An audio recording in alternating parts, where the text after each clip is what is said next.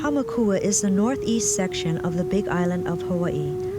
Along Hamakua's 50-mile stretch of land between Hilo and Waipio, the beauty of nature is everywhere. Timeless are her rainforests and waterfalls that cling to emerald cliffs. The rugged coastal terrain abruptly meets the sea. Breathtaking Waipio Valley is the northernmost border of the Hamakua district. For 6 miles, lush Waipio stretches from the mountain to the sea. Bounded by massive cliffs, it is a secluded haven of taro farms and wildlife. In the valley, the source of life, fresh water, overflows, replenished by abundant rainfall. Once the home of Hawaiian kings, now Waipio Valley is the home of Kiafranda and others who, like him, tenaciously strive to preserve the Hawaiian lifestyle and culture. Waipio was first settled around 1100 AD. Shortly after, the population exceeded 1,000, then 5,000, and some historians even say 10,000 people once lived in Waipio Valley. Waipio is also known as the Valley of the Kings. Some of the royalty and ruling chiefs in Waipio are Kiha, Liloa, Hakau, Umi, and of course one of the most famous one was Kamehameha. My grandfather, who lived here the latter 1930s up to 1957, traveled this footpath either by walking or riding his horse and mules. The mules were the main vehicles to transport taro up the valley. The valley floor is fairly flat, and the valley floor is very verdant, rich in natural nutrients. And this is why the Hawaiians wanted Waipio Valley to raise taro. Water was in abundance. Waipio was supplied by 5 major springs, and the major springs and the tributaries converge into one river called the Wailoa River. And the Wailoa River, as it curves through the valley, is where Waipio gets its name. For Waipio means curving water. In 1946, April 1, disaster struck Waipio. And with that came the tidal wave, or tsunami. The tsunami was estimated to be 50 feet high, and it came into Waipio by hitting the Z-Trail wall first, ricocheted off the Z-Trail wall. It came around towards the red house that is situated in the middle of the valley next to the river. From there, it came back out. That was the third wave, and the third wave was one of the highest waves. Surprisingly, no one was killed. A lot of people were thrown around. But by the third wave, they had enough time to settle their horses, mules, donkeys, or whatever, and make it for high ground. Waipio is, you can't describe it. I can tell you about it. But most people have to experience it. It's a spiritual place. But if you come to terms with people that want to know exactly how it's like, the only thing I can think of is stressless. It is peace within the heart especially, and the mind, that make us remain here. The reason why I am here is because I think of my background, where I'm from. And taro is a definite Hawaiian culture. And that's what I'd like to continue to tell the children of Hawaii, it doesn't matter what kind, how the Hawaiians were brought up about taro farming, what kind of taro, and the importance of the water. It's like the vein that goes through the body. If the blood stops, then you have heart attack. It's the same way with taro. If you stop the water that goes into the taro patch, then your taro won't be as good. A lot of them die. And this is what I try to convey. And that is my main reason why I keep the taro patch open for the children of tomorrow. Oh, I like living here. Mostly clean taro patch and watch the water and, not too much job, this, taro patch. If it's open already, somebody else opened this already, see? I just come down here and take care. So kind of easy already. The first guys who did this before, I'd rather stay on top. And I'll come down here just like loaf. This is where I was born in 1932. This home here, but a little smaller house. After I was 8 years old, the house was built. This house here was built. Then I was moved with my grandparents on the farther side of Waipio Valley at the bottom of Nenevi Fall, which we call Nenevi. This particular area has the name. It's one village in Waipio Valley which we call Napopo'o. And the waterfall on our right, it's named after Hi'i, the boy from this valley, this part of the valley. The waterfall on our left is named after Lavi, this girl that came from Kau. Her name was Lavi. So this boat waterfall is named today Nani Hi'ilavi. My grandfather's name was Sam Alia. He grew up here in this valley, and he was a composer that composed a lot of Hawaiian music about the valley, and then he composed this song, Nani Hi'ilavi.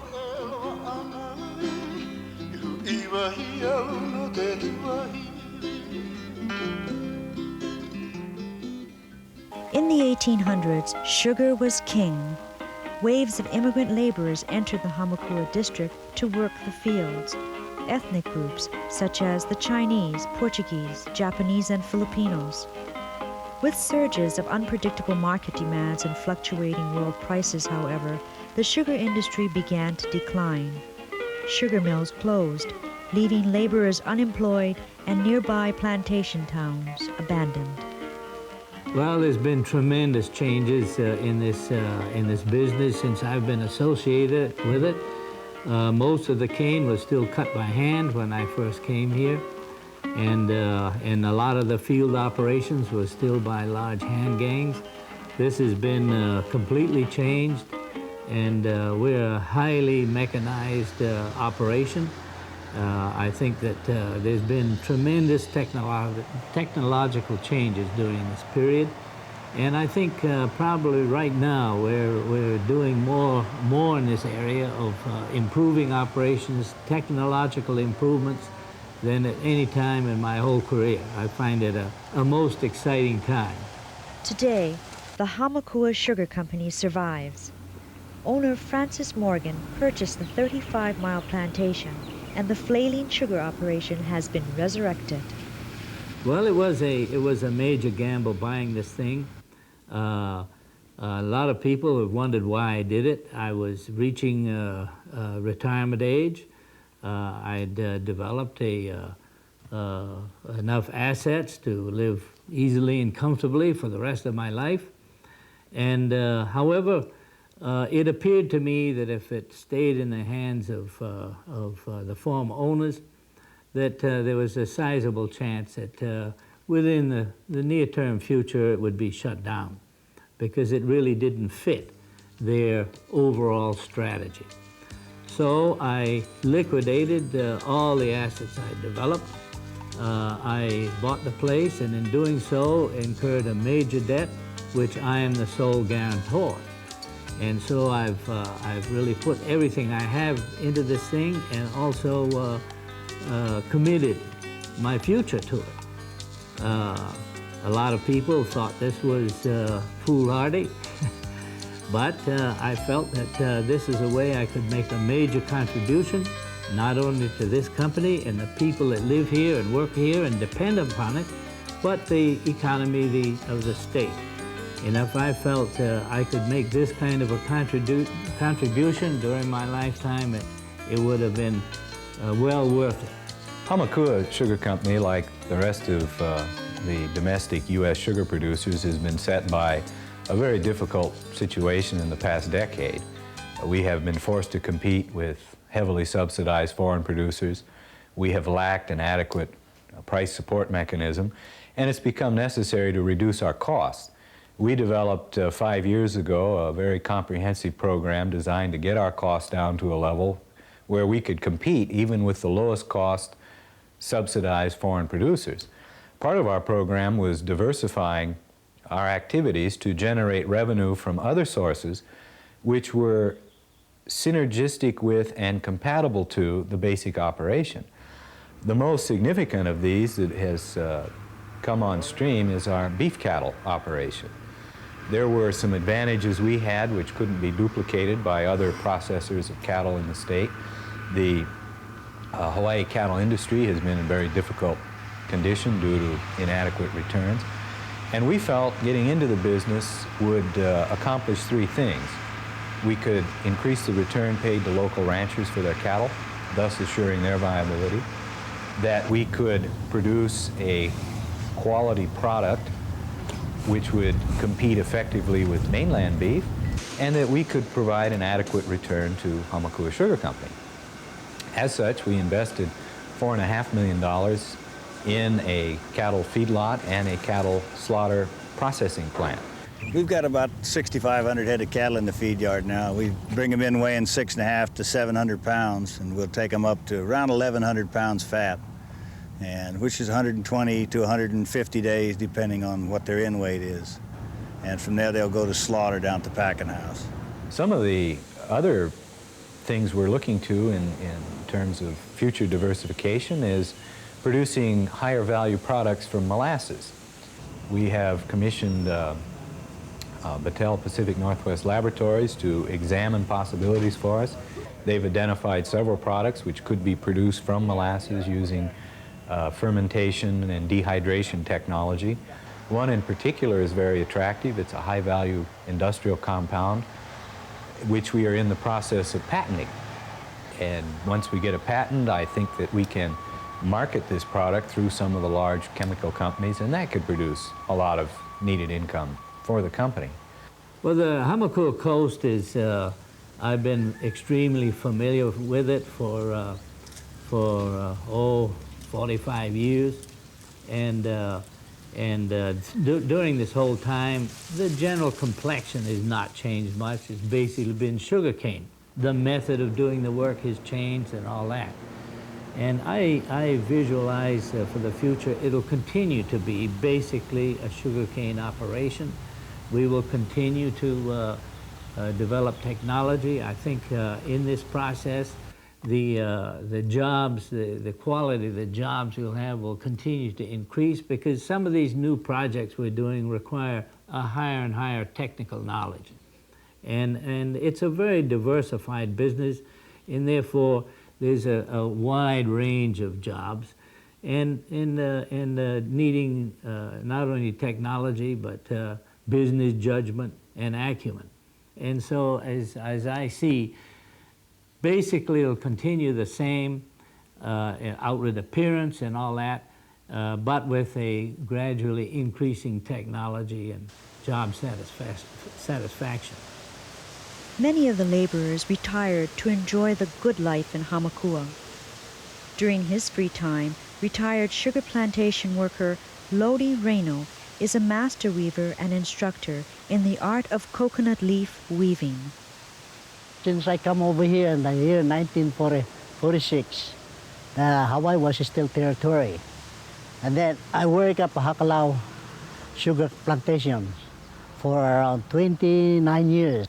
I like the Hamakua Coast very much because it's different You can make also your garden or anything. You can make a chicken coop behind your house. Now at this time, I'm going to make to show you how to make a coconut hats with these leaves that I have over here.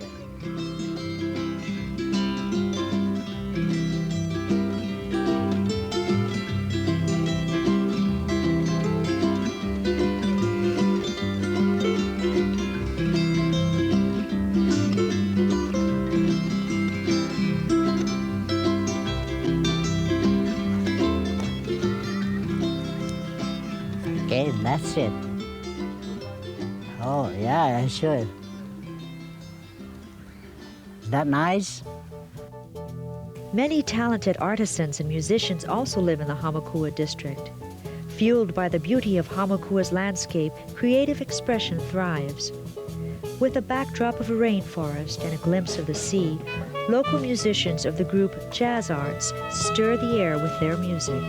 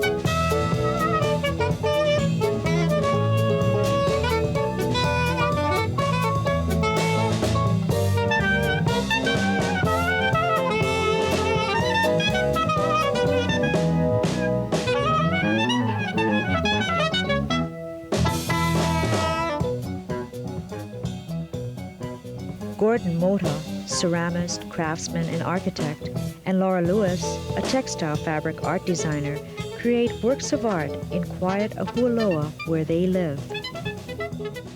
Before I started painting, I used to do sewing with all kinds of fabrics. I used to do kind of a fabric collage, and I became interested in the techniques used to decorate the fabrics, especially Japanese fabrics. They're so beautiful in the way that they were decorated, and at that time there was very little information available about the techniques that were used. So I started to seek information about the different styles of painting that the Japanese used and the different techniques used in dyeing. Working on silk is very much of a pleasure because it takes the dyes so well, and the colors are very, very true and shimmering. It's very light to work with. It only takes a light touch, and sometimes it's like painting with a feather almost. Okay, well, this is my sketchbook, and a lot of times when I'm doing the design, it's very improvised. Even though I have drawings to work from, it becomes very different when you're dealing with a large scale of 2 or 3 yards of fabric. I keep in mind certain elements that I'd like to use, certain design elements, and I improvise from there as to what other lines I'll be using in the design. My work is quite recognizable by what might be called a flamboyant glaze style. It's a combination of scenic painting and Japanese brush painting. And you don't find a true image there as you would painting on canvas. The glazes, of course, are not the accurate color that you see before they're fired. So, like I say, it's more of an impression or a dream or a reflection or an imagination or a thought that comes through in the imagery. Hamakua, you know, is a real quiet, remote, out-of-the-way, and peaceful place. And that allows an artist to develop his own style without the trappings of the competition. The environment here is so inspiring. You wake up every day and depending on the weather, you do what you have to do. If it's time to surf, that's what you do that day. If it's rainy and cloudy and you can't do anything else, you go to work in the studio. Well, years ago, you know, when I was just 11, I took art lessons from a lady in Hilo named Kei Yamamoto. And her influence is one of the more lasting influences in my artistic endeavors. When I went to California, I studied architecture at Cal Poly San Luis Obispo, and that's an experience that I really cherish. I'll never forget. And of course, I'll carry with me all my life. A few miles upland are neighbors Eric and Hillary Gunther, who are successful orchid growers and wood creators. We call ourselves Cloud Forest Orchids, and the reason we call ourselves that is because we're up here at about 2,500 feet elevation, and we get lots of afternoons with a cloud coming in. Clouds come in, and there's a type of orchid terrain in South and Central America that's called cloud forest conditions, which is what we have, and that enables us to grow a complete variety of these orchids. These are all hybrids. These have been hybridized from the original species. Starting in about 1850, people from England went to Central and South America and brought back the orchids, and then they started making hybrids between the different plants, and these are maybe 20 or 30 generations later. There are approximately 25,000 naturally occurring orchid species in the world. They, I believe, are one of the largest plant families in the world. And from those 25,000 species, the hybridizers have created probably 250,000 man-made hybrids which have actually been registered through the Royal Horticultural Society in London. And that's the fun of orchid growing, is to raise them up and see what you're going to get. With different types of wood gathered from nearby forests, the Gunthers perfect the art of wooden bracelet making, a process passed on to them by Hillary's father. What makes these bracelets special is that we are making them in a laminated process, which is that it's similar to plywood in that it has 3 layers that we glue together with epoxy, and that makes it possible to make these bracelets very thin and very strong. That's different from the usual wooden bracelet that you see, because usually a wooden bracelet is carved on a lathe out of a solid piece of wood, and therefore it has inherent weaknesses. But when you laminate the wood, you can cut it down to an extremely thin bracelet, which makes it real pretty and fine. My father, who lived in Waimea, discovered and worked through this process himself over a period of years and was very proud of the fact that he had invented this process. And we were very fortunate that he passed this on to us, and now we're carrying on for him. Honoka town would actually begin to get active when the plantations come in. And it was when the Haino mill was put in that the town was I guess, structured around that. And at that time, of course, like all the plantations, all the immigrants were brought in, the Portuguese, the Japanese, the Filipinos. And there was predominantly Portuguese. There was a large population of Portuguese. So within the area, we had lots of the Portuguese culture. In this community, the kachi-kachi, as you call it, it's really the samba. It's very popular. If you go to a public function, say a wedding or something like that, there's any type of dancing, you're going to come around to some samba music, and everybody gets into dance and really have a good time. Let nobody else have done. Don't make me stand on my mind. You have taught me all that's gone. But I'm telling you, baby, I'm losing you because I just need time.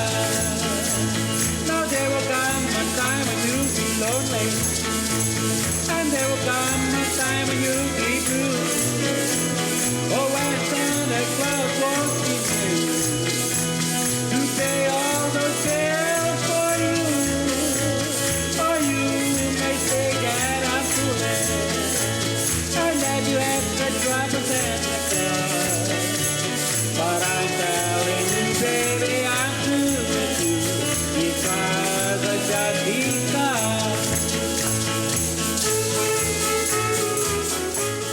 situation actually is a subject that's dear to my heart because I was quite involved with it.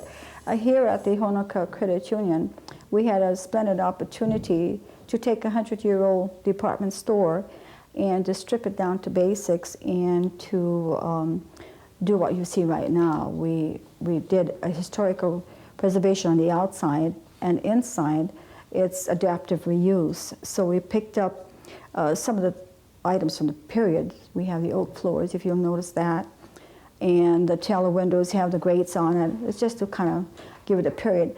After that, everything is functional. Everything is done to make it very functional for us. But on the outside, we're very, very concerned about retaining the integrity of the building. Oh, it's a great town to live in. It's very active. There's an awful lot of activities to go on, like, with me, with my family. There's never a dull moment. We're always involved with one thing or the other. There's lots of activities in the community. There's a real cohesiveness amongst the people here. And just recently, we had a group that began to have classes and training. These girls had gone to Portugal and came back with costumes and things and revived the Chamonix dance here.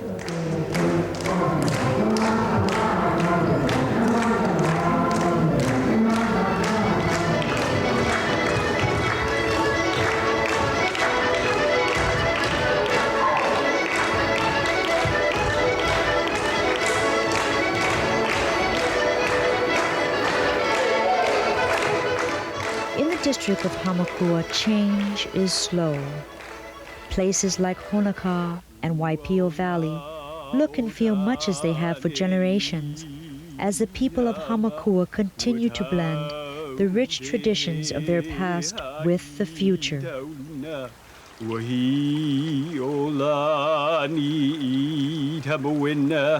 Ti pa ia I te tapa te no